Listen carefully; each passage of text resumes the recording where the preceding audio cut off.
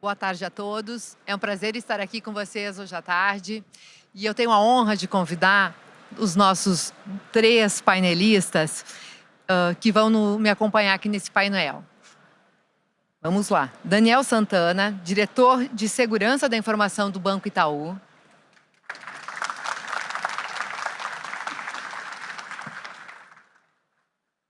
Rony Weinzoff, sócio da VLK Advogados.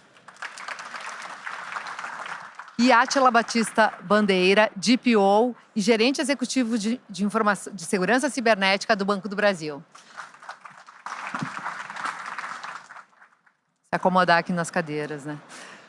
Gente, é um prazer estar aqui com vocês. O nosso tema hoje é um tema extremamente relevante, que é a inteligência artificial das 2 faces dela. A face do bem e a face do mal, no que diz respeito à segurança cibernética ou à invasão cibernética. E esse vai ser o tema que a gente vai conversar agora à tarde. Há 10 anos atrás, o físico Stephen Hawking comentou que a IA ia ser uma das coisas mais boas ou ruins para a humanidade, dependendo de como ela seria usada. E 10 anos depois, a gente tem certeza que esse raciocínio dele tinha bastante fundamento. E a gente vai começar aqui pela IA do mal. Rony, vamos começar com você. Qual o cenário do uso de inteligência artificial hoje no cybercrime? Boa tarde a todos, prazer enorme estar aqui na presença de vocês, painelistas e do público em geral. Raquel, acho que se abriu muito bem o tema. A IA é uma tecnologia e como outras tecnologias, assim como a internet, assim como a energia, é uma tecnologia de propósito geral, né? E ela vai refletir, obviamente, o uso de nós humanos e pode ser utilizada para o bem e para o mal. É bom que você comentou que a gente vai falar bastante da IA para o bem, que é algo que eu acredito muito, e no intenso uso de dados e na importância do uso de dados e tecnologia para o bem. Mas, infelizmente, ela também é muito utilizada para o mal. Então, tem vários dados já estatísticos que demonstram essa IA usada para o mal pelos criminosos. Só trazendo alguns números aqui para vocês. 40% do phishing já é direcionado às empresas pelo uso de inteligência artificial. 60% dos destinatários caem em golpes phishing gerados por inteligência artificial.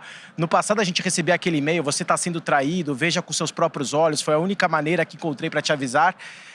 E a gente já sabe que hoje isso é fraude, mas atualmente existem praticamente todos os nossos dados, eles estão expostos de uma forma geral na internet, já foram vazados de alguma forma e existe muita informação acessível publicamente na internet, ou seja, é um prato cheio para os criminosos obterem essas informações e utilizarem essas informações de uma forma muito convincente para gerar aquela engenharia social efetiva, né? Por exemplo, 95% dos custos de campanhas para gerar phishing, ela já tem uma economia hoje em dia pelo criminoso. A gente fala muito de eficiência da IA por todas as empresas, isso traz eficiência, infelizmente traz eficiência para os criminosos com essa economia também. E as deepfakes, por exemplo, representarão 70% dos crimes cibernéticos relacionados a criptomoedas até 2026. Então, assim, uma série de dados que infelizmente demonstram aí a necessidade da gente se unir para usar a IA também para o bem, para mitigar esses riscos todos. Esses dados chegam a assustar, né? Ainda bem que vai ter a IA do bem também, que é o próximo tema. Mas vamos aqui para o Daniel. Daniel, no Itaú, que é uma das grandes instituições financeiras do nosso país, como é essa dualidade do uso da inteligência artificial? Porque a gente sabe que hoje, cada vez mais, todas as empresas, todas as organizações precisam usar maciçamente o uso de dados, né? Para poder personificar o cliente. E, ao mesmo tempo, precisa prevenir, precisa resguardar estes dados. Como que vocês estão fazendo isso no Itaú? Primeiro, boa tarde, pessoal. Prazer estar aqui. Obrigado, Raquel. Obrigado aqui, Rony, Átila. Obrigado a todos aqui pela presença no painel. Eu acho que o Rony colocou muito bem a questão da IA do mal e do uso aqui, efetivamente, pelos criminosos, pelos atacantes, o uso de IAs aqui, efetivamente, para fazer ataques cibernéticos, né? Eu acho que os ataques cibernéticos, eles ganham escala com o uso da IA e nós, efetivamente, precisamos estar preparados para esse tipo de escala quando a gente está falando de quantidades muito grandes de deepfakes, páginas falsas cada vez mais sofisticadas, que enganam o cliente, que enganam aqui a população em geral. E isso exige bastante investimento, bastante pesquisa, da mesma forma que eles estão sempre buscando o uso das novas tecnologias, o sistema financeiro também está buscando o uso de novas tecnologias aqui, estudando como proteger efetivamente aqui o nosso cliente. Cada vez mais a gente vê que novas tecnologias vão surgindo, a IA, todos os dias as IAs estão evoluindo, os fraudadores estão acompanhando essa evolução aqui e nós também estamos evoluindo para efetivamente proteger o cliente.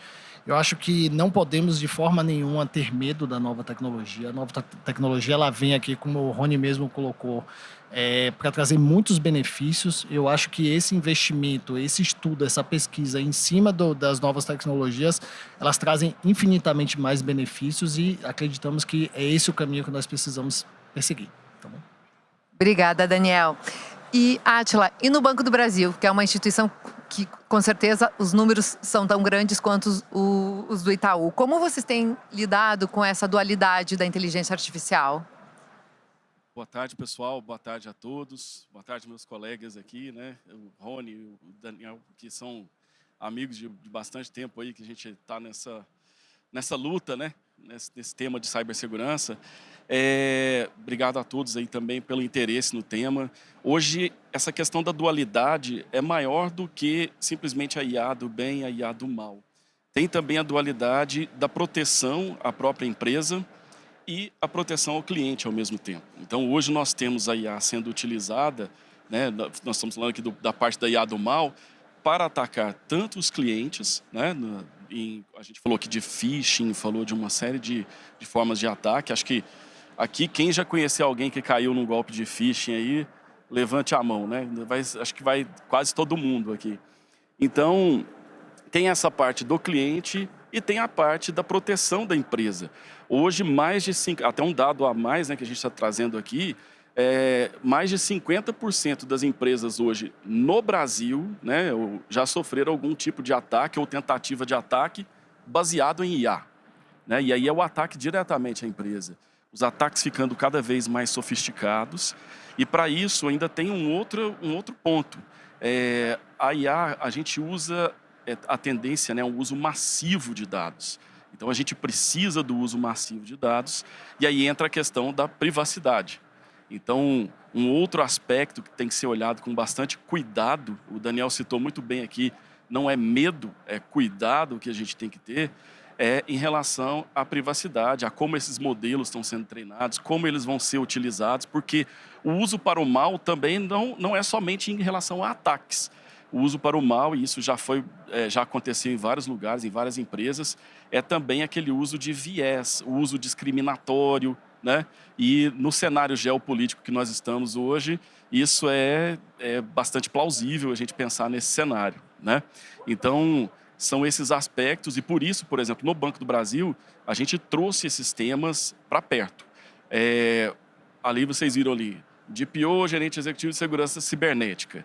Não é muito comum, né? Aqui no Brasil, o papel do DPO, por exemplo, é um papel um pouco mais jurídico em alguns casos, né?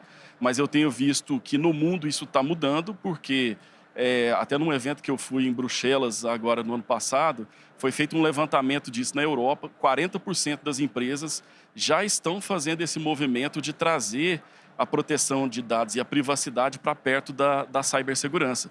Justamente por isso, por esse cenário em que nós estamos do uso intensivo da IA, uso intensivo de dados, e esses temas não podem andar separados. Então, no banco lá, a gente olha por todas essas vertentes, né? A proteção ao cliente, a proteção à empresa e a questão também da privacidade e proteção de dados, tá? De uma forma, para que seja usada a IA de uma forma ética, né? Mas assim, porque há esse uso para o mal também do ponto de vista de privacidade. Obrigada, Átila. Acho que tu trouxe pontos importantes, né?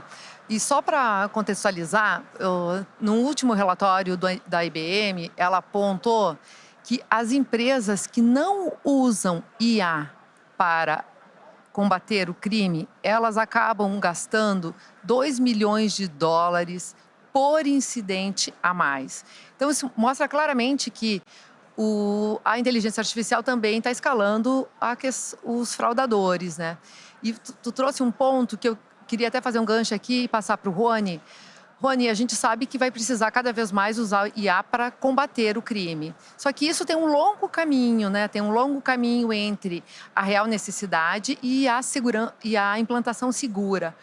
O que você acha, assim, como tu entende que possa ter movimentos governamentais, movimentos em termos de administração, para que isso seja realmente efetivo e com muito mais clareza dentro das organizações? Legal, Raquel. Vou pegar aqui alguns ótimos pontos do Átila, do Daniel e da sua pergunta. Tá funcionando? Agora sim? Eu tenho o prazer e satisfação de representar o setor empresarial, tanto no Conselho Nacional de Proteção de Dados, como no Comitê Nacional de Cibersegurança. Falando um pouquinho sobre a importância do uso dos dados e dos dados pessoais e da tecnologia, porque nem toda IA consome dado pessoal, mas muita IA precisa de dado pessoal para ser efetiva. E é importante que se diga o seguinte, a Lei Geral de Proteção de Dados, por exemplo, ela tem um duplo fator. Ela tem uma função de proteger dados pessoais, mas ela também tem uma função de uso de dados pessoais para o desenvolvimento econômico, tecnológico e a inovação. E é impossível que a gente tenha técnicas de prevenção à fraude, por exemplo, sem um uso intenso de dados pessoais. Por exemplo, as instituições financeiras, tem uma decisão do STJ, que as instituições financeiras, elas são obrigadas, sob pena de responsabilidade civil, de avaliar eventuais transações financeiras e reconhecer transações financeiras para bloquear que essas transações financeiras, elas efetivamente aconteçam. Como que as instituições financeiras vão fazer isso sem o uso intenso de dados para prevenir esse tipo de fraude? Como eventualmente eu vou autenticar um cliente em relação ao reconhecimento facial, que cada vez mais é relevante para a prevenção à fraude, sem o uso intenso de dados, inclusive sem o uso de dados biométricos. Ou seja, é muito importante que a gente não tenha uma visão restritiva relacionada às legislações existentes, porque elas permitem o uso de dados pessoais e permitem o uso de tecnologia como a inteligência artificial para que a gente exerça todo esse desenvolvimento econômico, tecnológico e inovação. Agora, claro, a LGPD, por exemplo, é um mapa a ser seguido para que esse uso seja ético, seguro e responsável, né? Isso que é super relevante. Ou seja, as organizações hoje em dia que não usarem intensamente dados e inteligência artificial, primeiro, elas não vão ser competitivas e segundo, elas não vão conseguir evitar um monte de fraude que estão acontecendo. A gente precisa isso defender sistematicamente porque a gente não pode ter regulamentações que restringam isso. Claro, as organizações precisam ser cobradas para que seja seguro, ético e responsável. Então, essa visão de dados pessoais e a visão do uso da inteligência artificial com respeito e com segurança jurídica, ela é muito importante para não inviabilizar tudo que a gente tem hoje de positivo em relação aos maravilhosos serviços que a gente usa. Obrigada, Rony. Obrigada aí pela tua contribuição. Eu acho que tudo isso que tu está comentando passa também pela questão de letramento digital, né? De educação da população e, enfim, todo esse processo de educação que que a gente precisa fazer. Isso também pode ser uma responsabilidade dos bancos, enfim, de todo o sistema, de todo o ecossistema financeiro. Átila, como o Banco do Brasil tem agido nisso? Quais as iniciativas que vocês têm nesse ponto? Nessa questão, a literacia, o letramento digital, né, ficou muito mais evidente depois da pandemia, que várias pessoas que não estavam preparadas para esse mundo digital tiveram que ir para ele de forma forçada, né, e esse mundo que nós estamos vendo agora. Logo em seguida, vem o uso intensivo da IA, que tornou isso um pouquinho mais desafiador, né? Então, não só o Banco do Brasil, mas eu vejo os bancos, né, são os que mais investem nessa questão não só da maturidade. A gente não olha só a maturidade digital, porque a maturidade você olha assim, a pessoa tem um celular, a pessoa está conectada à internet, a pessoa tem os apps e faz as transações, mas é além disso. Se a pessoa está preparada para aquele ambiente. E aí, esse estar preparado para o ambiente é um papel que os bancos têm feito, né? São várias campanhas, o Banco do Brasil tem feito, o Itaú, e a Febraban discute isso constantemente nas comissões lá. Então, assim, por quê? Porque esse investimento é o setor que mais investe, né? E aí tem ações, além da questão de que nós acreditamos lá, assim, além da questão de conscientização, são várias campanhas, né? Desconfiou que é golpe, algumas outras campanhas que a gente coloca nas redes sociais e tudo mais, tem aquela parte também da proteção ativa, né? E aí, mostrar para o cliente, em alguns momentos, que aquilo ali, aquela situação é perigosa. Há vários exemplos hoje, vou citar alguns aqui, né? Por exemplo, de quando o cliente está com o celular e o app do banco, a gente avisa se tem uma ligação no mesmo momento. Avisa o cliente lá no app, fala, olha, você pode estar caindo, isso pode ser um golpe, né? Porque às vezes a pessoa, a gente fala lá, entra no modo zumbi, né?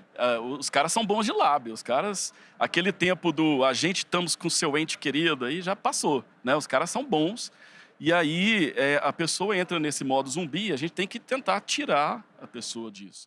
Então faz esse aviso na hora que está com a ligação em curso, uma ligação em andamento, né?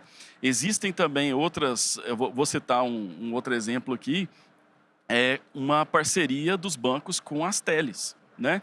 E aí, em que estão estudando e colocando já para alguns cases, que quando receber determinado tipo de ligação, já avisar que aquilo ali pode ser suspeito, tá?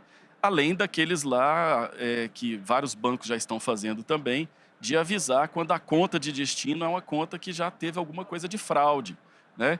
Isso aí tudo faz com que a gente trabalhe uma literacia digital das pessoas ativa também, não só do ponto de vista de avisar, né, e tal, porque isso é bom também, tem que ser feito, né? E muita gente ainda não está preparada para esse universo de IA, de deepfake, que a gente vai até tratar aqui, mas assim, também ter mecanismos, né, investir em mecanismos que não deixem a pessoa cair naquele tipo de golpe, mesmo que ela queira, né? Então tem vários recursos, citei alguns aqui, porque se a gente for citar, né, todas as ações que estão em andamento, que estão sendo discutidas, a gente ficaria aqui uma tarde toda. Mas tem muita coisa boa vindo ainda em relação a isso e que vai ajudar muito a sociedade. Esse é o papel dos bancos, ajudar a sociedade nesse tema. Posso pegar só um pontinho aqui? Claro que sim. Desse exemplo que a Atila falou, o uso de geolocalização para prevenção à fraude. Ou seja, hoje em dia, todos nós, imagina a população brasileira, é muito fácil cair numa fraude hoje em dia. Ou seja, essas medidas proativas, elas são necessárias. Por exemplo, você vai fazer uma transação, se não dá um match ali na geolocalização, por exemplo, ela é bloqueada. Ah, mas isso é invasão de privacidade? Não necessariamente. Às vezes é só um match ali, você não faz um monitoramento constante ali da geolocalização da pessoa. É só no momento da fraude, é compatível ou não é. Ou seja, tudo isso precisa ser validado juridicamente para que a gente tenha esses benefícios desse tipo de uso de dados intenso para prevenir fraude, por exemplo. Nossa, perfeito os dois comentários.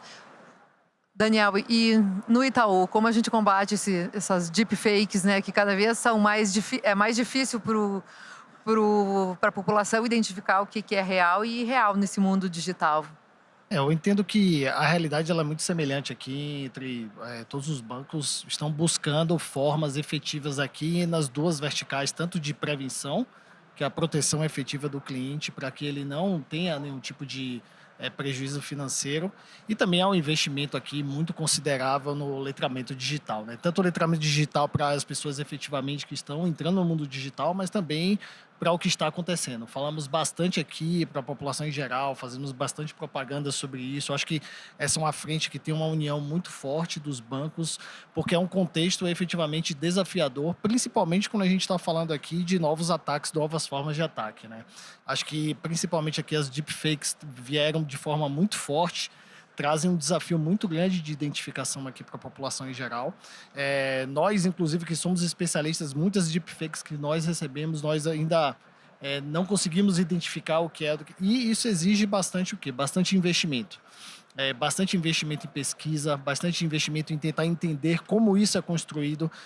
A gente só consegue defender do que a gente entende, então é necessário ali ter um investimento bem fundamentado para que haja um desenvolvimento dos nossos times e entendam as técnicas que estão sendo empregadas ali pelos criminosos, pelos fraudadores para tentar enganar a população.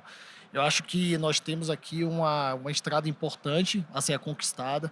nós investimos pesadamente aqui, todos os bancos, o sistema financeiro como um todo, para que a gente desenvolva, e a gente entende que esse é um pilar fundamental. A educação da população em geral, a educação dos clientes, que eles também têm um papel importante aqui nesse tipo de identificação e nesse tipo de contenção, e também, como o Átila bem comentou, né, os bancos aqui, eles são os setores que mais investem na proteção aqui dos clientes, efetivamente ter uma proteção digital adequada, ter os canais da forma mais segura possível. O Rony comentou aqui também de coleta para dar match, para evitar, tem a questão de alertas contextualizados, páginas específicas. Eu acho que a educação nunca é demais e a gente ajudar o cliente ali na decisão do dia a dia também nunca é demais. Então, nós acreditamos muito forte nessa questão desse investimento na frente do letramento. Tá? Bom, acho que a gente falou bastante aqui sobre a IA do mal, agora vamos ir para o outro lado da moeda, vamos falar da IA do bem. Daniel, começar contigo. E na IA do bem, como que vocês estão atuando? Como ela está ajudando o Itaú a combater e a prevenir todos esses cybercrimes? Eu costumo dizer que a IA ela está trazendo algo revolucionário para a cibersegurança, que é efetivamente pela primeira vez a gente tem condição de escalar a cibersegurança de forma muito exponencial. Então ela trouxe aqui não uma visão de automação, porque automação é você automatizar uma tarefa ali relativamente simples, mas é você ter interpretação sobre as decisões que estão sendo tomadas. Existe, obviamente, aqui todo um contexto de ser uma nova tecnologia, existe uma euforia também muito forte do mercado como um todo, mas claramente existe essa oportunidade, claramente a gente vê como a IA ela pode trazer esse benefício. Existem várias frentes, tanto de respostas a incidentes, questão de contenção de alertas, mas existe um mar de dados dentro da cibersegurança que podem ser processados pela inteligência artificial e você extrair efetivamente um valor. Então, todas as nossas áreas dentro da cibersegurança, de proteção, de detecção, de contenção, de identificação, todas elas se beneficiam do uso de IA para que a gente efetivamente consiga processar, como o Átila bem comentou aqui, uma quantidade massiva de dados e você consiga ter decisões ali efetivamente rápidas, com contexto, com inteligência e que faz com que nós da cibersegurança consigamos dar passos largos na questão da proteção cibernética. Então, nós no Itaú estamos investindo muito na questão do estudo e efetivamente em cases de inteligência artificial para que a gente efetivamente capture rapidamente esse benefício e temos já efetivamente ali cases muito claros onde a gente colocou efetivamente a IA para trabalhar em apoio ali com os humanos e a gente conseguir escalar tudo que a gente faz ali em termos de proteção, tanto do banco quanto dos nossos clientes. Então, efetivamente, é um momento muito bom para se estar na cibersegurança, que efetivamente a gente vai dar um passo largo aqui na escala da proteção. Átila, agora com você. E no Banco do Brasil? Imagina o cenário e tudo isso que o Daniel colocou, mas o seguinte, você tem um déficit de 4 milhões de profissionais de cyber no mundo, você tem um aumento exponencial dos ataques, um nível muito mais alto dos ataques, de dificuldade, né, daquele ataque, de especialização. Nos eventos cibernéticos a gente chega a casa de bilhão, com B mesmo, por dia, né, que a gente tem que tratar. E por ano passa da casa dos trilhões de eventos. Né? Então imagina tratar isso tudo, correlacionar isso tudo, tomar decisões em cima desses eventos. Isso só falando da proteção do ponto de vista da empresa. Do ponto de vista do cliente, ainda tem todas essas questões que a gente colocou aqui, o cenário cada vez mais desafiador, o uso de IA intensivo para atacar os clientes. Então, assim, não é possível fazer se a gente não utilizar a inteligência artificial. Nós temos vários exemplos já, como a Marisa, nossa vice-presidente do Banco do Brasil, disse aqui no painel, um dos temas primordiais de inteligência artificial no Banco do Brasil é cibersegurança, né, o uso em cibersegurança, justamente por isso, porque é viabilizador do negócio. Então, além de ser viabilizador do negócio, assegura a sustentabilidade do negócio e a sustentabilidade do meio digital da sociedade. Porque se a gente criar uma sociedade que ela se enxerga como sem proteção, isso é insustentável, né, a curto, médio e longo prazo. Então, a gente olha todas essas vertentes. Eu vou dar um exemplo aqui, além do uso direto nos mecanismos de cibersegurança, a gente recentemente fez um projeto lá que uniu automação, cyber e inteligência artificial diretamente para identificar e tomar decisões no caso de clientes que possam ter caído em phishing em determinadas situações. Não vou falar qual o mecanismo aqui, né, porque senão o lado de lá também escuta e aí a gente pode comprometer o projeto.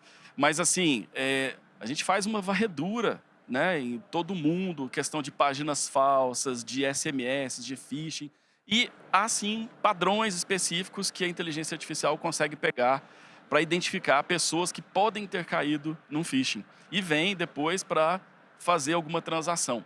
Então, os números que a gente atingiu, né, até agora foram mais de 500 mil casos, né, com mais de 99% de acurácia do modelo. Então, assim, a gente conseguiu, em alguns casos, a pessoa, foi até do banco também lá que tinha caído, falou, não, eu não caí nesse phishing aqui, né?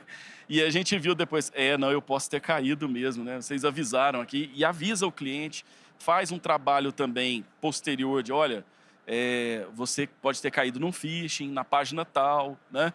Então, a gente faz esse trabalho também, que é um exemplo de união da inteligência artificial para a proteção do cliente. Isso é muito legal, tem muitas outras ações, né?